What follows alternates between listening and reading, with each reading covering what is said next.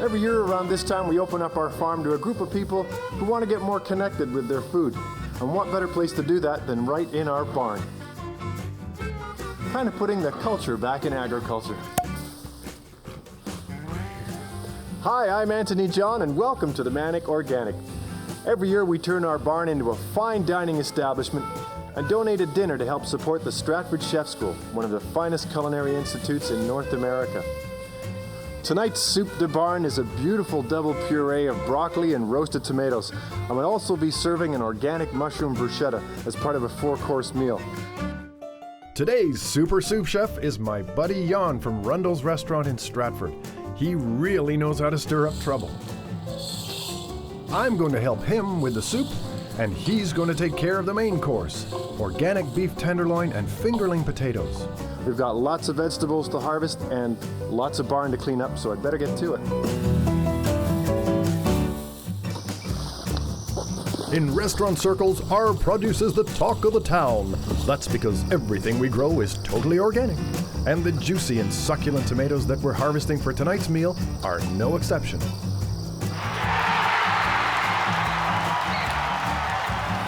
Western society has had a love-hate relationship with tomatoes. At first they were thought to be poisonous.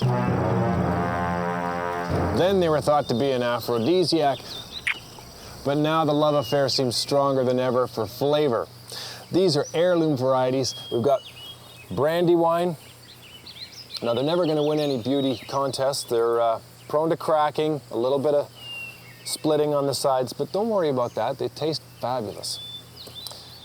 We've got this one with a beautiful name of Costoluto Genovese. Very poetic.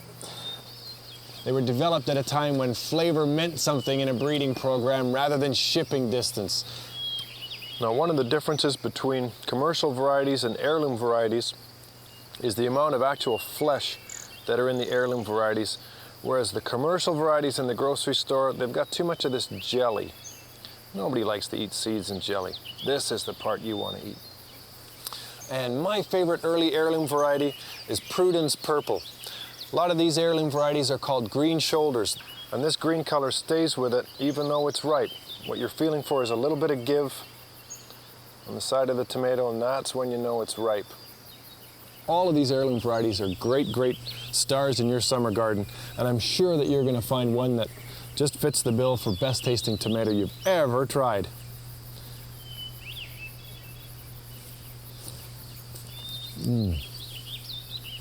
Pretty hard to decide, though. Hello? Hello? Yes, Chris. The tomatoes are ready. Okay, I'll bring them down. See ya.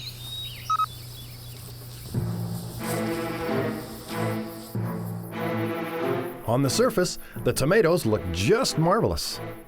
Beneath the surface lies the biggest challenge to growing organic tomatoes: water. The key to success is finding a balance between too much and not enough water.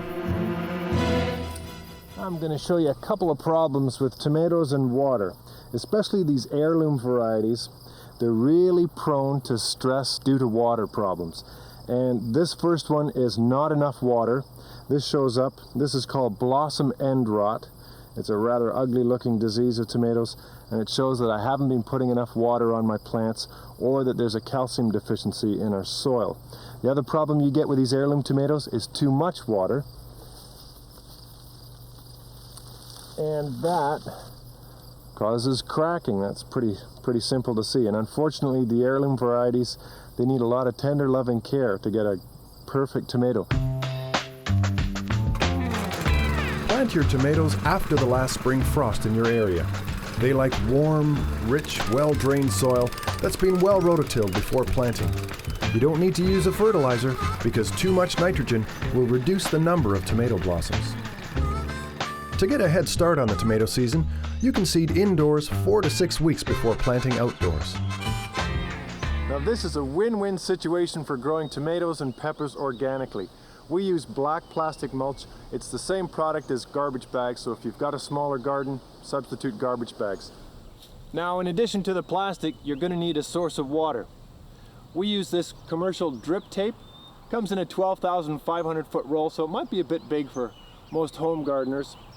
It has little emitters every 1 foot apart, and it puts water right at the roots of the plant, so it really saves us a lot of water. Growers at home, use one of these soaker hoses underneath the plastic, and you can loop it around under the plastic in the garden. Just remember, like I learned the hard way, put the hose down first and then the plastic. The black plastic retains the heat. At night the soil stays warmer and it conserves up to 70% of valuable water. Now when you're ready to plant your tomatoes onto the plastic, take one of these really gothic looking things, don't you think? Find the hose with your hand, punch a hole in with the dibber, and put the tomato in right beside the hose as deep as you can into the ground. You really want to bury that root in. Now this seedling started in my greenhouse about 4 weeks ago, but now I think he's ready for the big time. Turn the water on, and this little baby's off to a head start. Dinner for 20? No problem. But we still need the broccoli for tonight's soup, so it's back to the fields for me.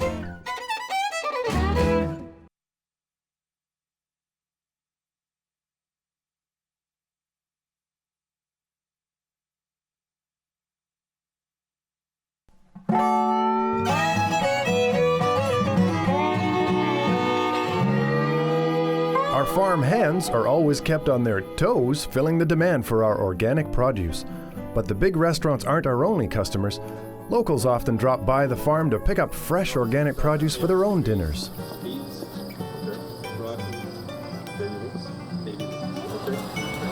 How are you? Good, maybe. Good. Great. Yeah. 1550. Who wants? Well, your hands are full. Yeah. Funny how that works. That's our stepping stone. Yeah. Let's go, boys. All right. Okay. See you guys. Yeah. See you guys. See you guys. Enough chit-chat. We've got work to do. There are all kinds of hoes out there. Trapezoid hoe, collinear hoe. There's even one from Hawaii called, wait for it, a dawn hoe. But this one's my favorite. It's called a stirrup hoe. It makes short work out of weeds in your garden. I'm gonna give it a go with my hoe. As an organic farmer, you get a really great workout hoeing in the fields. But it's worth it, especially when the result will be tonight's soup. This is quite literally half of our soup tonight. Broccoli.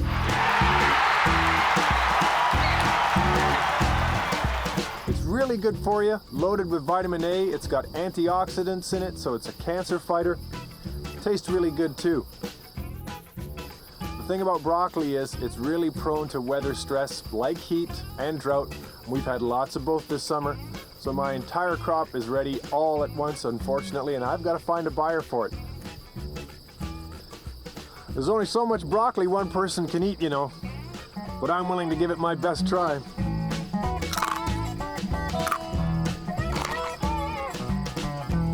This is at its peak of flavor right now. But great flavor like this doesn't come easily. Since we don't use pesticides or chemicals, weeds are always an issue, so we have to develop new ways of dealing with them. We don't grow anything in the greenhouses in the summer. It's just too hot. But the weeds, like crime, never takes a holiday. So what we do is plant buckwheat in the greenhouses. The buckwheat grows very, very quickly, and it covers the weeds over so they don't get a chance to grow, helps suppress the weeds ready for the fall planting. At the end of the summer, we plow the buckwheat under to add organic matter to the soil. Right now the buckwheat's flowering, and it's serving as a really important food source for thousands of bumblebees in this greenhouse that are coming and going through the doors. And the place smells like the world's largest buckwheat honey pot right now. It's beautiful. Oh look, it's my mushroom dealer coming in with a new shipment for tonight's dinner. Hey Andy. Morning, Anthony. How are you? Great, thanks. How are you today? Good. Great day, huh? Perfect. Yeah. So what do you got for me? Shiitakes? Shiitakes and a box of maitake. Great. And I have that block that for your customer who wanted to grow their own mushroom. Oh, perfect. Let's have a look. I'll take that out. Oh, cool. Look at that. So what's this block made out of? This is a combination of sawdust and some organic grain. Ah. And what we do is we add the mushroom to this substrate, and the mushroom colonizes the entire thing, and under the right environmental conditions starts to grow mushrooms. So where's the best place for people to put this in the house? A good place would be a windowsill, maybe in the kitchen, where there's a bit of humidity and some indirect light. Well, it looks gorgeous. Yeah, I like this. Okay, I'll take this in a box of shiitakes and we'll put these in the walk-in cooler. Sounds and good. get the rest of the stuff.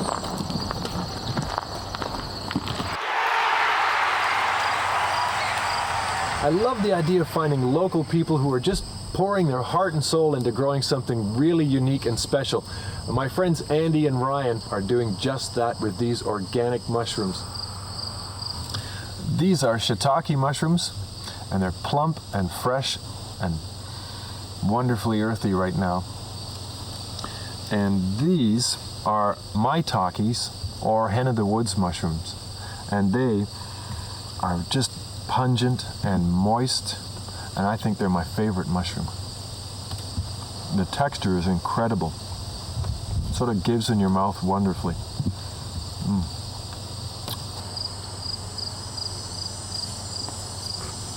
Enough of the mush, time to rush. Off to London to deliver some organic greens, a kiss for Tina, and a kiss for the cook. My friend Linda Boniface, who runs this shop, is coming to dinner tonight and bringing some of her delicious organic cheeses. Hey Linda, I have the first artichokes just for you. Terrific. And cherry tomatoes, baby leeks, greens, mushrooms from the wets. These are gorgeous. Good. These are new arrivals. We have cheese from Scotland, from an artisan, from the Isle of Mull. So we'll open it up and let you have a... Oh boy. Looks gorgeous. So let's see. So is this unpasteurized? Yes, raw milk. I haven't tasted it yet. Oh, it's unbelievable. It's perfect. Look how crumbly that is. And Antony moist. appreciates good food. It's fun feeding him. It's great feeding him, actually. The only thing I need now is a pillow and a blanket. Just lie down. I'm satiated. If I eat any more cheese, I won't have any room for dinner tonight. And Jan and I still have to make the soup. A double puree of roasted tomatoes and broccoli.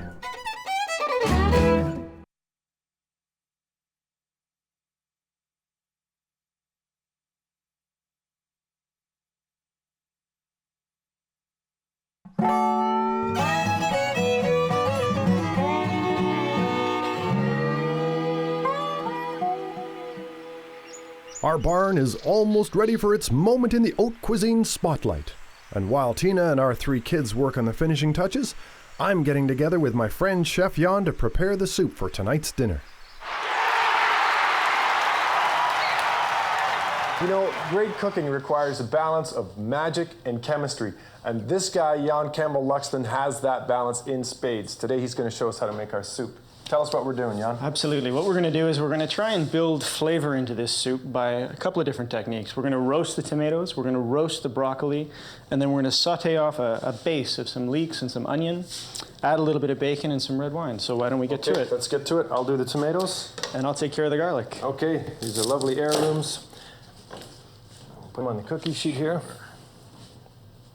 I'll just brush them with a little bit of olive oil. Okay. Just sort of facilitates the cooking and adds a bit of flavor and some body to the soup later on. All right, Okay. That should about do it. Good. Okay, so they're ready for the oven? Yep, I'll just stick Easy those as in. that. Okay, now these are already cooled. They're done, so we're ready to process them. Right here, and we'll take the skins off. And we're going to drain off some of that excess liquid, Okay. which goes back This to is what we were my talking favorite about. part of the show. Which part is that, Anthony? Mushing all that goosely lovely tomatoes around. The wonderful thing about this technique is it takes advantage of the incredible flavor of the tomatoes that may not be pristine and beautiful as they come off the grocery shelf. So you can use the ones that aren't going to win any beauty contests in your field. Exactly.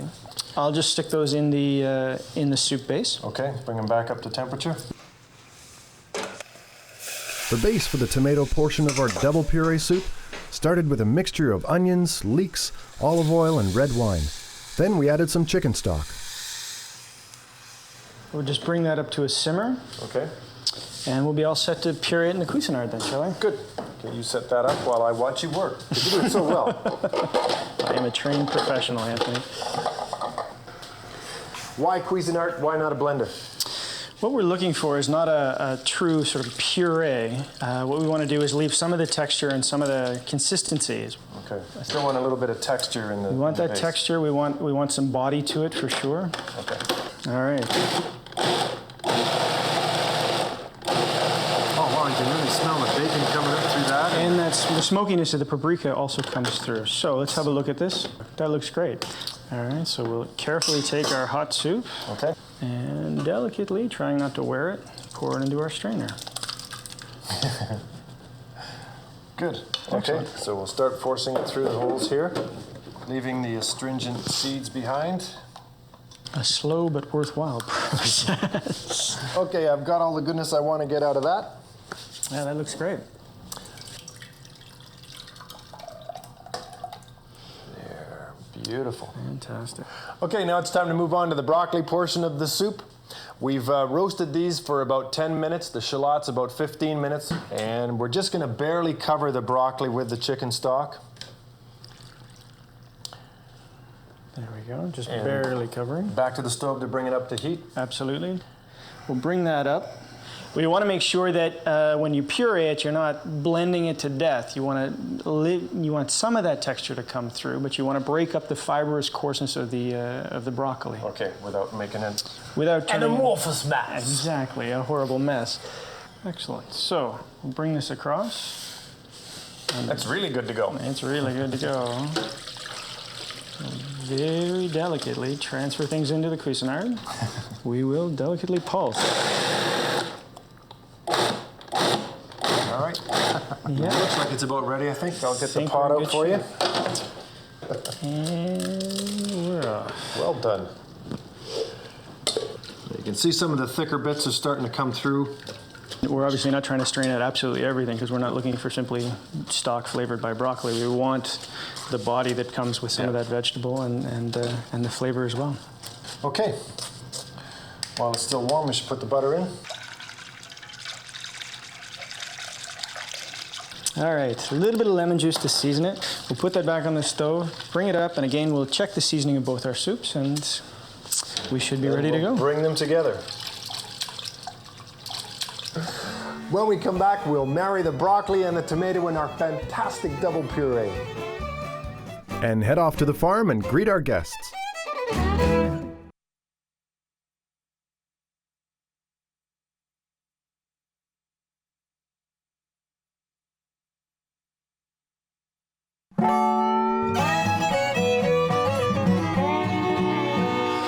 Okay, now for the moment of truth, folks. Jan, a trained professional, will attempt to introduce the two of these soups at the same time to avoid a complete catastrophe. Jan, take it away. All right, we'll give them a little stir, and very carefully. Now, the key to double soups is pouring at the same rate so that they meet in the center. Oh, too soon on the tomato, and we're off. There we go. You pulled it off. Oh, I rise to the pressure. Now, we'll just give it a little shake because our broccoli soup's a little thick, and we'll leave you to the tough task job of garnish, garnish. Beautifully done. Lovely. Okay, well, if the soup tastes half as good as it looks, it's going to be a winner. I got to try this. Oh, man.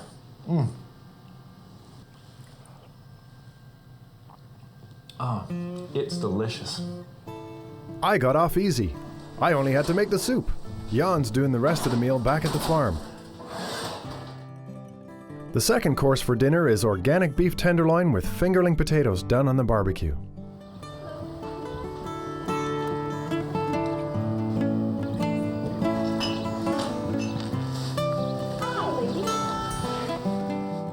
We don't get much time to entertain on the farm, but when we do, we go big. Yeah, no comment. We have lots of dinner invitations to repay.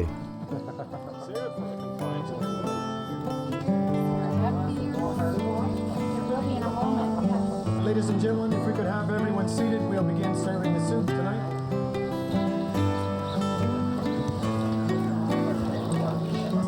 The soup really is a work of art. You can't imagine a more perfect dish, made from ingredients fresh today from our organic fields.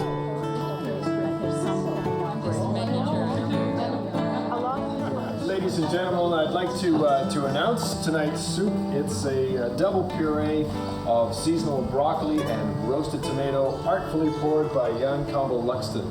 Oh, wonderful.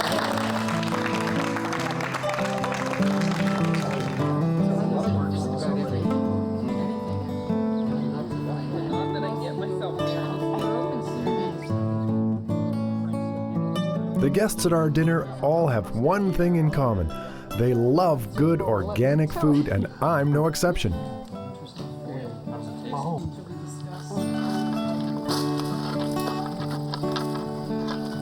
Hey, you know what?